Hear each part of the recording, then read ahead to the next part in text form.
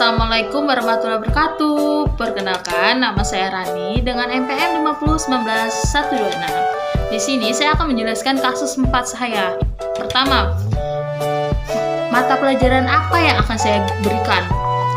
Yaitu mata pelajaran seni budaya atau prakarya. Yang kedua, metode apa yang saya akan berikan? Yaitu metode belajar sambil bermain, menggambar, dan mewarnai. Yang ketiga, evaluasi apa sih yang akan saya berikan? Saya akan mengajak siswa saya atau murid saya untuk menggambar cita-cita ia besar nanti. Misalnya, menggambar seorang guru. Siswa tersebut ingin menjadi seorang guru besar nanti. Nanti, siswa tersebut sudah menggambar, ia akan menceritakan di depan kelas bahwa ia akan menjadi seorang guru besar nanti. Oke?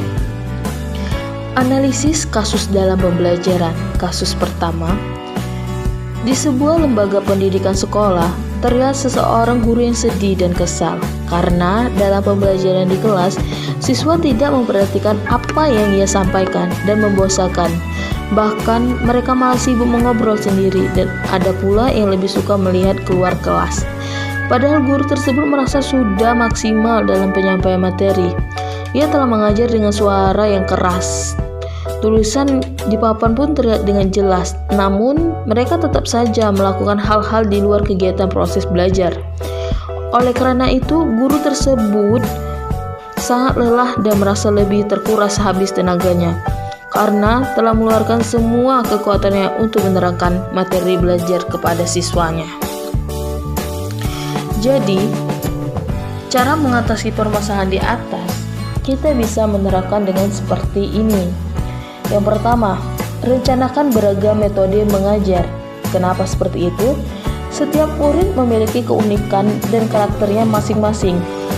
Inilah yang membuat setiap murid tidak bisa ditangani dengan cara yang sama. Di sini, bapak atau ibu guru harus pintar-pintar untuk antisipasi dengan berbagai metode belajar. Bisa saja di kelas A, muridnya lebih senang belajar dengan metode diskusi bersama. Sedangkan kelas B lebih senang belajar dengan metode simulasi untuk lebih mengerti. Jadi, sebelum mengajar, coba untuk persiapkan berbagai metode. 2. Berikan peringatan secara nonverbal.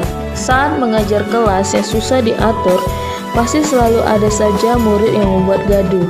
Yang tadinya kelas tenang, tiba-tiba langsung menjadi berisik seisi kelas. Mau menerangkan apapun di kelas juga tidak terdengar.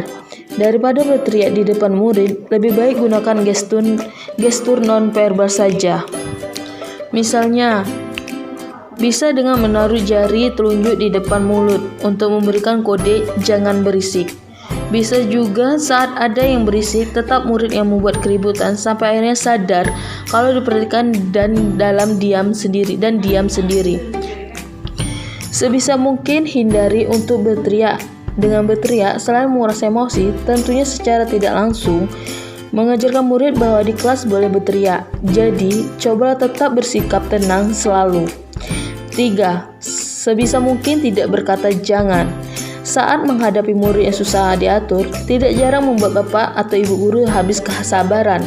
Salah satu hal yang sering dilakukan adalah dengan memberikan peringatan kepada murid mengenai sikap murid yang kurang diterima tersebut. Saat hendak mengingatkan murid, coba gunakan ucapan yang berkonotasi positif daripada negatif. Misalnya saja, bapak atau ibu guru sedang menerangkan di depan kelas. Mulai ada murid yang malah asik ngobrol sendiri dan malah mengganggu murid yang lain. Apabila bapak atau ibu guru hanya mengingatkan dengan berkata jangan berisik atau jangan ngobrol, mungkin awal murid akan diam, tapi lama-kelamaan pasti akan mengulanginya lagi karena tidak ada alasan solutif dari ucapan tersebut. Sebaiknya saat menegur sambil memberikan alasan solutif mengapa perlu memperhatikan guru, seperti ayo perhatikan ke depan, kalian mau kan mendapatkan nilai bagus di ujian nanti dan bebas remet? Biasanya ini akan lebih ampuh. Murid akan diam dan mulai memikirkan akibat yang mereka dapatkan. Akhirnya, murid pun akan lebih menyimak guru. Yang keempat, belajar mendengarkan cerita murid. Coba sesekali ajak ngobrol murid yang susah diatur secara personal atau sendiri. Bisa saja sebenarnya ia mempunyai masalah internal seperti keluarga atau bahkan teman yang membuat dirinya susah fokus untuk di kelas, dan jadinya mendengar cerita murid, bapak atau ibu guru juga akan lebih mengerti kondisi murid tanpa harus bersikap marah terus. Positifnya, setelah berbagi cerita, murid akan merasa ada kedekatan dengan bapak atau ibu guru karena mau mendengarkan dan mengerti mereka. Murid pun akan jadi lebih menghormati guru dan akan lebih menjaga sikap untuk tidak terus-menerus membuat onar di suasana kelas. Yang kelima, berkoordinasi dengan orang tua.